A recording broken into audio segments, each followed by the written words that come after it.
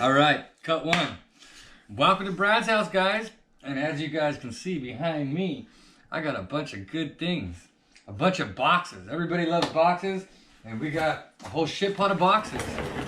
This is all Tacoma stuff. Well, I do believe we have a couple parts that might not be Tacoma stuff, but 90% of this is Tacoma stuff. I want to thank all our partners out there. I really appreciate you guys all reaching out and giving us this opportunity to showcase your parts on my build.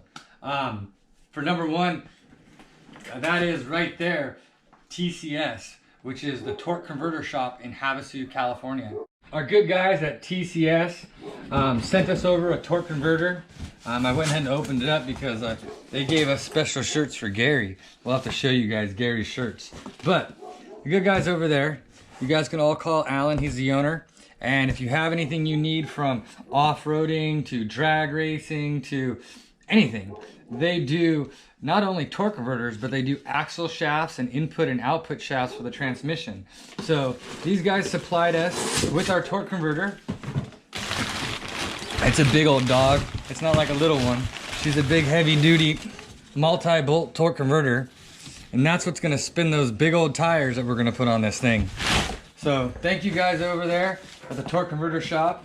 Can't wait to get this thing installed and put together. And they are also working with our trans company, which is the same people that we worked with on the S10. That's the toy shop. So Kendall over at the toy shop, if you guys need anything from him, go see him. He's taking care of our tranny needs. This is our next box, and this kind of corresponds with our transmission deals. This truck before had a real problem with overheating and cooking the tranny. So we reached out to Durrell, and we not only got one cooler for the transmission, we got two coolers for the power steering. So my truck was notorious for those big tires cooking the transmission fluid and overheating the power steering fluid. So we're gonna address both situations with these big guys right here, which means a lot of coolers, a lot of lines, and a lot of fluids. You guys all know me and my nitrous issues. I think I was probably born on born on a nipple and live on a bottle. Well, it is what it is. Nitrous Express, another great company. We're just gonna put a baby little fogger on it. We're not putting anything huge on this truck. I know I said, you know, keep it simple. I just gotta have something, all right? Just a motor ain't enough. And I'm not doing turbos and I'm not doing superchargers. Nitrous is what we chose. So we're gonna go ahead and run the single fogger nitrous kit, probably right around 100, 150 shot. Can't wait. All right, you guys all might recognize these boxes because these are similar boxes to the S10, and I actually love these guys. Another one of our great partners is Max Speeding Rod. If you guys know about the inexpensive turbos that I like using, it's a Max Speeding Rod turbo. They have a bunch of different sizes, and over the course of 2 years and very abusive and very neglective driving, the turbos on the T-bucket went to crap. They're not crap, I shouldn't say. They still work. I get 12 PSI out of them, but the shaft play is about this much. And when we get the new ones in and take the old ones out, we'll show you. But they went ahead and sent us out a brand new set of the Chinese whirly birdies for the T-bucket. So in a sense, when we told you guys we're going to be rebuilding the two motors, we also are going to be putting a new set of turbos for our Texas racing. So Texas, we're coming strong, new motor, and new whirly things. I'm really trying to save most of the best stuff for last, but as you can tell, this is like all eBay stuff. And let's get into that right now. One of our biggest and most major sponsors is eBay Motors. I want you guys to all go check out the eBay Motors app. I actually think of it as a game. You know how Gary plays all his games on his Chingy Bobby? Because that's all Gary does. I actually like the eBay Motors app as my game. Today at work we were playing a little stupid game, and it was find a car that was made in the year you were born and what would you build? I gave up. There is no cars that I would build that were born in 1975, but it was fun. We were all looking at the app and everybody's looking at the years that they would build cars, and all I have to say is there's a lot better years to be born in than 1975. Besides that, on that app, it's amazing at what you can find and what you can look for. Price differentials in the Volkswagens, which is one of my favorite. What I sold mine for and what they're going for, remarkable. And the platform that you're buying on is so safe. It's like safer than a used car dealership. It's like a brand new car dealership. You get to choose your parameters, plug it in, and it spits out cars that are of your somewhat desire. And shipping, all sorts of good stuff. So if you guys like this channel and you guys want to see us go, make sure to download that app and check it out, you guys. It's amazing. Hey, and do me guys a big favor. The link in below is for my eBay deal. There's some special promotions in there. I'm gonna be giving out discount codes. It's epic. Check it out, you guys. Support the channel, click the link. So back to my eBay buys. So I don't know what this is, but I have a feeling. If you guys all remember back in the day, in the last builds I did, I actually had a failure with what I think this part is right now. And it is. I got billet oil bypass plugs this time.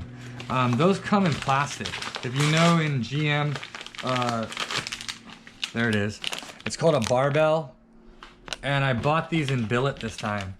So normally these are plastic and they're fine. I mean, when we take my motor apart, the T-bucket motor, I made 1,000 horsepower on the plastic ones.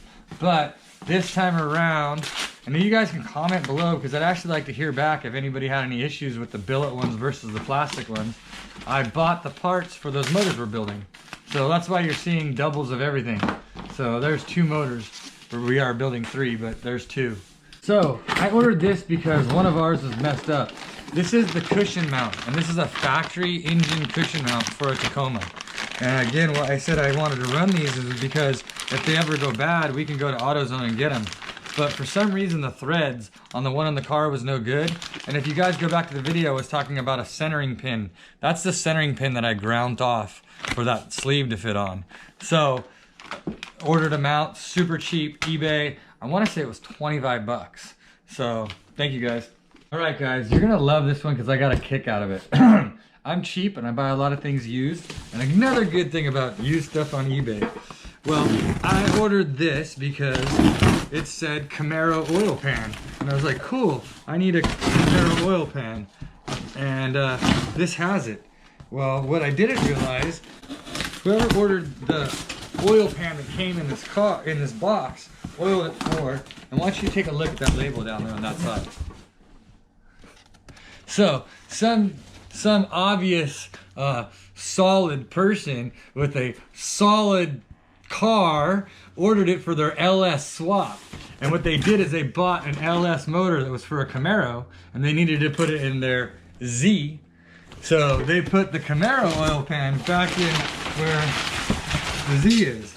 So this is a rear sump, regular shallow oil pan with the pickup and everything. And it was $80.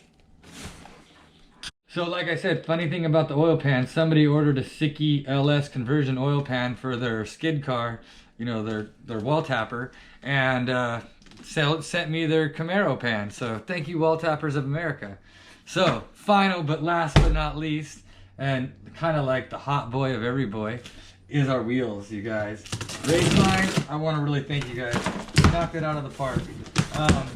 Greg over there really was twisting my arms trying to get me some 20s, but I just wasn't into the full Brodozer effect. So what we went with, and what all the cool off-road guys that I've seen do, is do the 17-inch beadlocks. And so we got their 17-inch beadlocks. And I actually got it raw because we are going to have these things powder coated to match our liveries.